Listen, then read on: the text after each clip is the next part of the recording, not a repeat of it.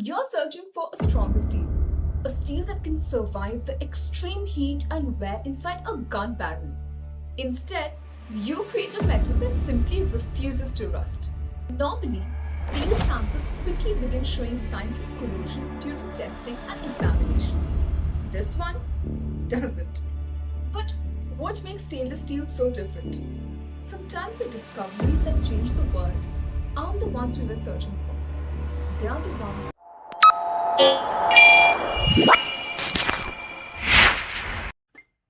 Hello everyone, this is Ruhi here and welcome to Cross Section.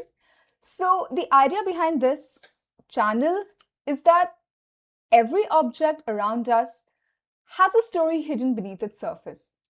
And most of the time, guess what? We never notice it. But seriously, every crack, every failure, and even every breakthrough has a reason waiting to just be discovered. So at cross section, we go beneath the surface, not just to understand what happened, but to uncover why it happened.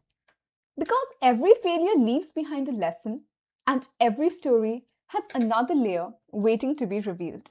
So let's get started. Imagine spending months trying to solve one engineering problem, only to accidentally solve a completely different one.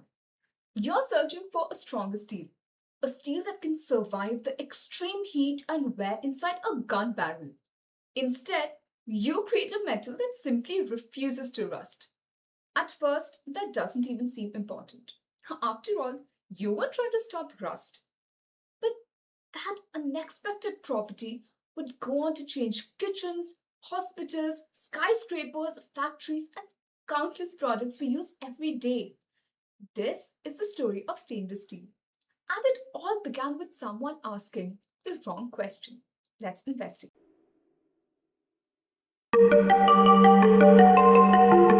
It's 1913. Europe is on the brink of war. In Sheffield, England, a city famous for steelmaking, metallurgist Harry Brearley is working on a frustrating problem. Gun barrels wear out surprisingly quickly. Every time a gun is fired, extremely hot gases rush through the barrel at tremendous speeds. And over time, those gases slowly erode the inside surface.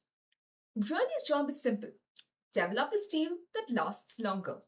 And to do that, he begins experimenting with different amounts of chromium added to steel. One particular alloy catches his attention, and not because it performs spectacularly inside a gun barrel, but because something strange happens afterward. Normally, steel samples quickly begin showing signs of corrosion during testing and examination. This one doesn't. Even after exposure to chemicals that would normally attack steel, its surface remains remarkably clean. That wasn't what Brearley had been looking for. In fact, it wasn't something anyone had been looking for. But it was impossible to ignore. The more he tested it using substances like vinegar and lemon juice, the more convinced he became that this alloy possessed an extraordinary property. It didn't simply resist wear, it resisted corrosion.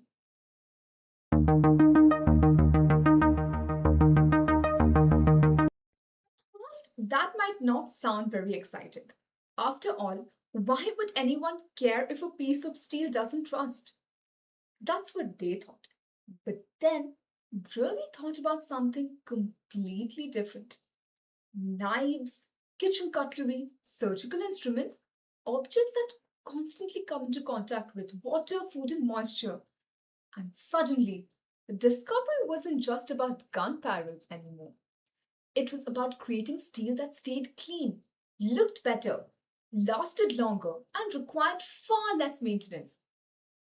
Sometimes, you see, changing the world begins with asking a new question. But what makes stainless steel so different? Imagine scraping your knee. At first, the skin is damaged, but over the next few days, your body naturally repairs itself. The injury disappears beneath a new protective layer. Ordinary steel can't do that. Once rust begins, it usually keeps spreading deeper into the metal. Stainless steel, though, behaves differently. Because it contains enough chromium, the surface quickly forms an incredibly thin protective layer of chromium oxide when exposed to oxygen. If that layer is scratched, it can form again, almost like a tiny invisible shield that's constantly repairing itself. Engineers call this passivation. To most of us, it simply means that the metal protects itself far better than ordinary steel.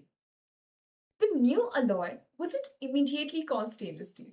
Harry Brearley originally referred to it as rustless steel.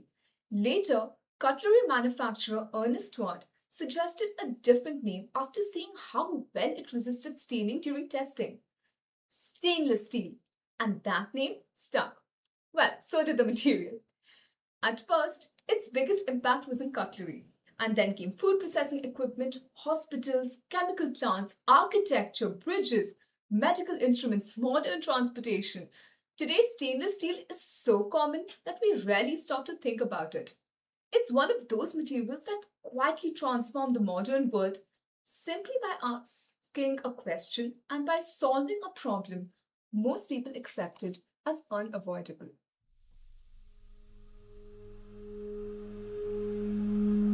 The discovery of stainless steel changed more than metallurgy. It changed the way engineers think about materials. Really never set out to invent corrosion resistant steel. He was simply trying to make a better gun barrel.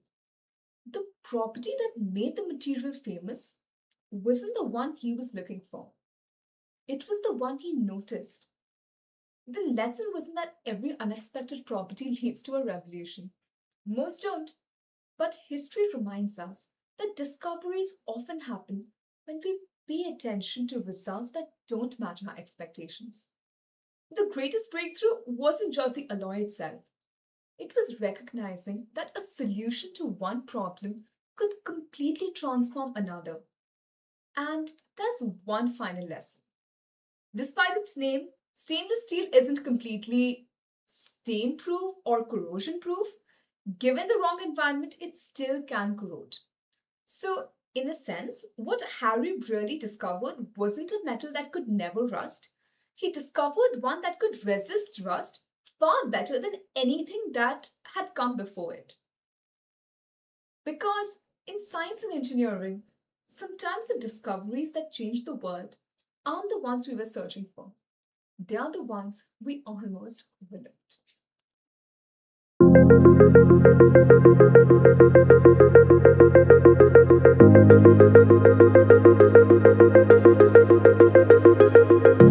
And that brings us to the end of this story. Was there something about the story that maybe surprised you? Or is there another engineering mystery you've always wanted to know about? Whatever it is, I'd love to hear your thoughts and suggestions in the comment section below.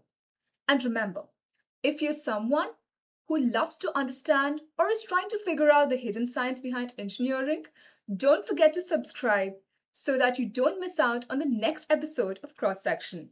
Looking forward to seeing you then.